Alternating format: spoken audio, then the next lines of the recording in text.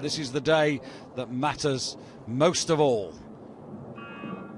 A good clean start there, and this is going to be a fantastic contest, and you could really see the Chinese there in the middle lifting that boat off. They have been, for me, one of the crews of this championship, and I'm really looking forward to see how they rise to the challenge of this A final.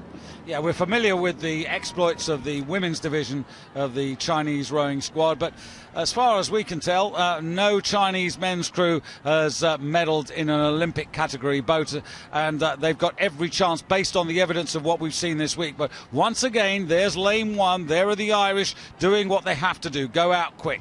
Yeah, the Irish go out quick and the British go out quick too. In fact, the British problem is trying to maintain their pace in the second 500 metres. But, you know, the standard of this with the French, who have been superb, I think, throughout the season, technically very, very precise. So this race is really just a box of treats.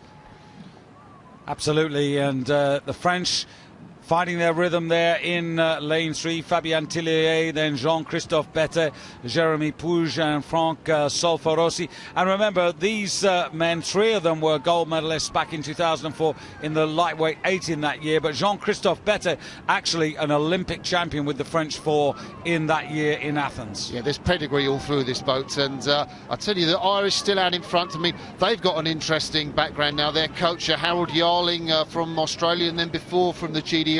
And this is the Irish top boat, and they're really expecting to medal in this event. He's a bit of a toughie, isn't he, Harold Yarling? He is. He told them no thongs when they came down to the landing stage on the first day, and they thought he meant their underwear. In fact, he meant their flip-flops. But they've got the edge here.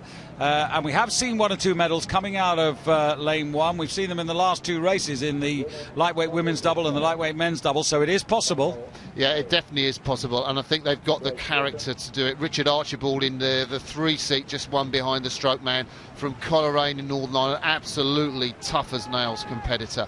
And, you know, they've laid down a marker because everyone's worried about this Chinese crew.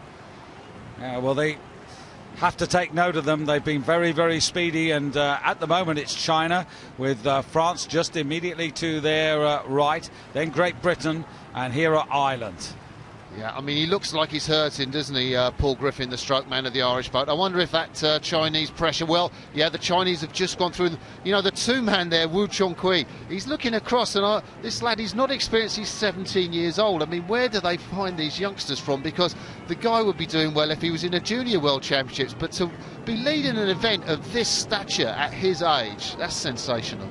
Yeah, well, as we've emphasised, right across their Olympic sports, they have a huge population and a huge reservoir of talent to call upon. But they are very good at eking out the talent. And indeed, of course, the other big factor is this celebrity competition which they're starting to find the coxswain of the Chinese men's 8. Yeah, it's great. You know, various countries. They had one in East Germany a while ago to try and get boys to row, and they're doing it in China. It's a fantastic idea, great competition to give publicity to the sport in China. But you know, I do like Tuan Jun, the stroke of the Chinese crew. He's very unflappable. He does look across and he does check just to see what's going on, but he's really focused, really relaxed, and he leads his crew ever so well. I'll tell you what, you look at those 4 faces, and do these 4 men want it? We've still got half the race to go, but they are aggressive. Yeah, they are, and we've seen this with the women. I mean, they're absolutely vibrant in the way they row, and it's interesting with Igor Grinko, the former Soviet Union coach who now works with the men's program in China. He instills this sort of a lift-off kind of dynamic push at the front end, and you can see that as a hallmark with all these Chinese crews. And Harold Yarling, the Irish crew, he'll have told them don't come back with nothing. Absolutely, yeah, they'll be afraid of that. He's got an interesting programme because he doesn't make them row all the time. Before their training camp in St Moritz, they had some walking and some climbing and some cycling, so he's got a varied training programme. But at the moment, the Irish are ahead of the French, and that's a surprise because the French are the form crew. They've got a lot to do as well. But there's only 500 metres to go, and I have to say the Canadians have not got into this, the British have not got into this, the Australians are out of this. This is all China at the moment, Ireland and France. It's those 3 nations which are now vying for the medals, and China, well, this is astonishingly good.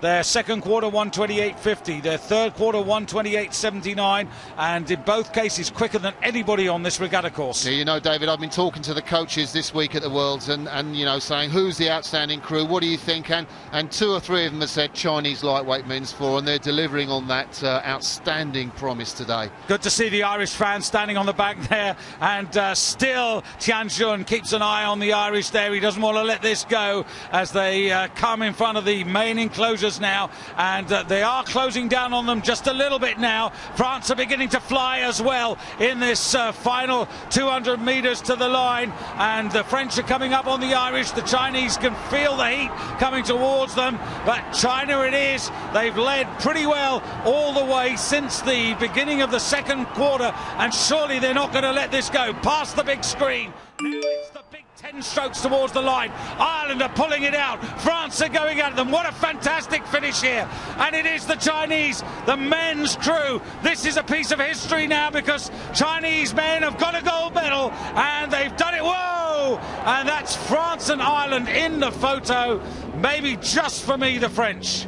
Yeah, I wondered if the Irish stopped rowing on the Chinese buzzer there, because I think they had it just in front, but that was a sensational race. And look, there's a 17-year-old standing up in the boat. Fantastic.